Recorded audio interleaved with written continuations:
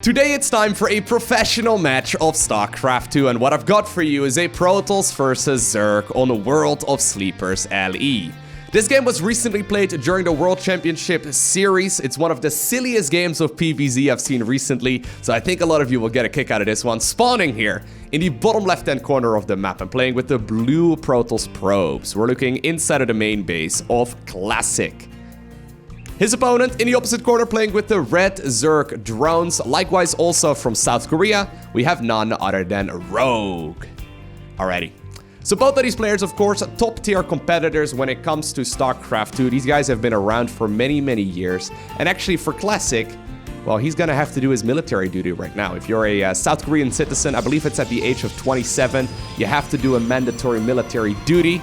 He has had a ridiculously good 2019 on the whole, so he managed to get semifinals GSL vs. the World, semifinals GSL Code S Season 2. He won GSL Super Tournament, he got second place at the GSL Code S Season 1, and he also very recently made it to the semifinals of the WCS Global Finals, where he took home $51,000. And actually for a little while, there was a bit of a conversation about whether or not he was allowed to even make it to the WCS Global Finals.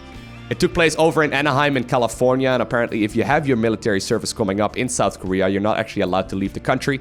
I can imagine though, considering he took home 51,000, even just by making it to the semis, right? I mean, most of the time you only get that big of a prize pool if you win the whole thing. But I can imagine he must be pretty happy that he was allowed to travel after all.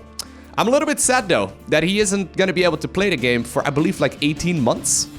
Some players do decide to return, obviously, after their military duty is done, but I mean, Classic is one of the very best Protoss players right now, so I'm secretly hoping that he does decide to come back, maybe even stronger than ever. But honestly, from all the guys that came back after their military duties, I mean, some of them obviously are very, very good, but they haven't quite been able to dominate like they did before.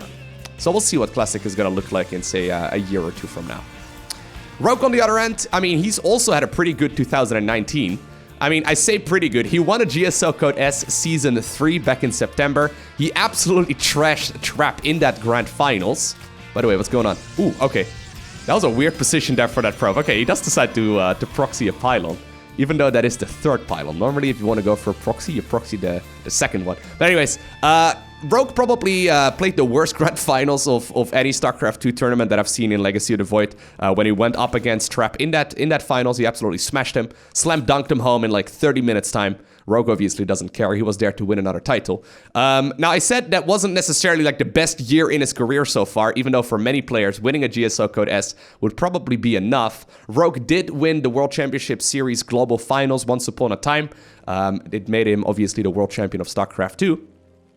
Right now, though, I mean, he obviously is still one of the very best Zerg players in the world, and he's very well known just for simply playing that very, very late-game focused Zerg army. He's very good at that late-game control. Classic, though, going for a very quick Dark Shrine here. So he did proxy the third pylon. Now, it's in one of those locations that's technically speaking really easy to scout. There's like Zerglings looking all over the map in the bottom right-hand corner. There's also this Overlord moving on the top section of the map. But I guess that Classic knows where the dark spots in Rogue's vision are. This is one of those locations that's extremely obvious. It's really not that far away, but you're not very likely to check it, especially not if you're aware of Rogue's scouting patterns. It's one of those things that you can learn from just simply watching your opponent's replays. Man, these Zerglings are scouting everywhere, though. I'm a little bit surprised he hasn't found it. Anyways, Dark Shrine will be coming up. Now, normally, the Dark Templar either get warped in at home and then they walk across, or they get warped in from a prism. This means, though, that Classic is going to be able to execute this push with the DTs much, much sooner than we normally see. I mean, I'm assuming, yeah, there we go. He's actually going to warp in the very first two right over here next to the pylon that he put up on the other side of the map. Now, that is a slow warp in. He's not going to wait for the third one, so I think the third one, yeah, is going to run over to the third base. One of them likely is going to move into the natural, another one over to the main. You can see Rogue is preparing for Dark Templar, but he's not gonna have these detecting units in time. Immediately right-clicking all of the Zerglings right there on top of that Spore Crawler. That way, hopefully it won't die. Spore in the main did already finish up as well. 2 drones have fallen. There is a detector over at the third base, so Classic decides to run away with that one immediately. Spore in the natural did finish. One of the Dark Templar actually immediately died, and you know what? That was some very clean defense. Follow up right now, though. And this is the curious part about this match, okay? Rogue did scout this as well with an Overlord. Absolute brilliant scouting there by him. You see that like, fire going on right there inside of that Dark Shrine? This is the upgrade called Shadow Strike. It's an upgrade we see about once a year in professional StarCraft 2, and it's the reason why I really wanted to show this game to you. Shadow Strike is Dark Templar Blink. We do see it every once in a while at the highest level in StarCraft 2, but usually not until a very late stage. This is a 2-base, like, Shadow Strike build here from Classic. Alright. An observer has made its way to watch the other side of the map as well. With high ground vision, the Dark Templar with Shadow Strike can blink up into the main base. Now here's the weird part, right? He goes to the third base right over here. There's a prism over here on the right hand side as well, distracting some of this, you know, Zerg army. Here's the weird part though. Generally speaking, right? When Dark Templar are countered, they're countered. However, how many times have you seen a massive group of DTs hiding inside of the main base of the Zerg? He's waiting right now for Shadow Strike to come off cooldown, and here we go. He will make his way straight towards the main lair. I was gonna say hatchery, but that's a lair. Target fire it down as well, and there you go. The base falls in just a couple of seconds. You blink once, 8 drones end up going down as well. He moves the Dark Templar away from the vision radius there of the Spore. The main base is gone. 8 drones found their grave, and the Dark Templar recalled out of there. I love that move. That is such a cheeky move. Because on paper, right, he's gonna morph in a bunch of Archons right now, but on paper, those Dark Templar were 100% countered, right? The DTs right there, they were countered. You had the Spore Crawlers, the lair was done, there's an Overseer available. That should never have worked. And yet, if you play StarCraft 2 at this level, even though something is technically countered, it does not necessarily mean that a strategy is completely no longer viable. Now, there are a lot of Zerglings waiting over here to maybe go for a run-by inside of that natural. Prism right now moving out across the map as well. Probably gonna see if he can snipe whatever. He's now going to transition towards those Archon drops. Third base is coming up. Now, obviously, the third base was delayed there, but I would say that is 100% worth delaying if you can... oh my god, he actually just blinked in another DT into the main base. But I think you can absolutely delay the third base, the third Nexus, if you can almost guarantee the kill right here on this hatchery. Now, as a Zerg player at heart, right, this seems like the kind of build that is absolutely awful to play against. Right? Because Rogue, he had it defended. It was defended already. He scouted it brilliantly. He saw the beautiful flames right there on that Dark Shrine. He knew that something was researching, so he knew that, you know, there was the chance that that could happen. But I love the distraction here with the Prism on the right-hand side, trying to distract that Zerg army. And obviously, he felt confident anyway that he could hold on regardless. You blink twice, the hatch is gone. They take 8 drones with them as well. And all of a sudden, Zerg is in a little bit of trouble. Observer does get sniped. Now look at this actually. I didn't quite realize this part.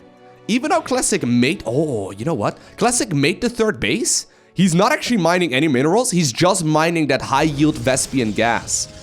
The high-yield Vespian will... or the Vespian rather, will give you 8 gas per return trip. So for all intents and purposes, this is like a 6 gas, 2 base all in. And right now is when Rogue scouts it. But already there's so many Archons. More Dark Templar get warped in as well. They morph into Archons. 6, actually 8 in total right now. Yeah, that's gonna be 8 Archons at the 9-minute mark. Now Zerg does have a pretty scary army. There's actually also 4 Immortals in the mix.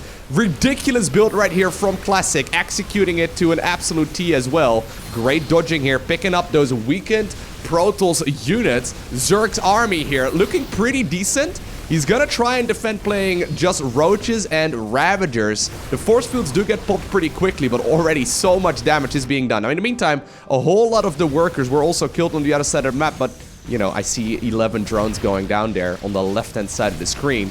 11 drones were picked off in the blink of an eye. The third hatchery is gone as well. Right now, all of a sudden, it's 3 base Protoss versus 2 base Zerg.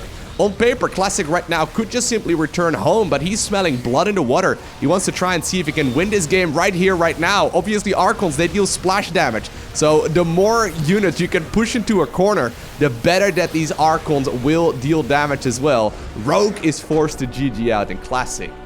in a very cheeky game with Blink Dark Templar, obtains the victory. That was so sick. I love that kind of style. It is so dirty. It is technically speaking not a very good build, but I can imagine that some of you might be interested in giving this kind of strategy a try on the ladder as well. I hope that you enjoyed watching this video. It's probably going to be the last game of Classic that I will cover in a little while. I will obviously keep track of what his status is going to be. I mean, obviously, I'm not planning on going anywhere anytime soon. So if he decides to return to pro gaming in like 18 months' time, I will be the first to let you know. But I hope you enjoyed. Well, I guess Classic will be the first to let you know. But if you don't follow him anywhere. But anyways, I will try and at the very least keep you up to date. But for now, I want to thank you for watching. Have an amazing day. Do not forget to smile, alright? And I'll see you once again in the next one.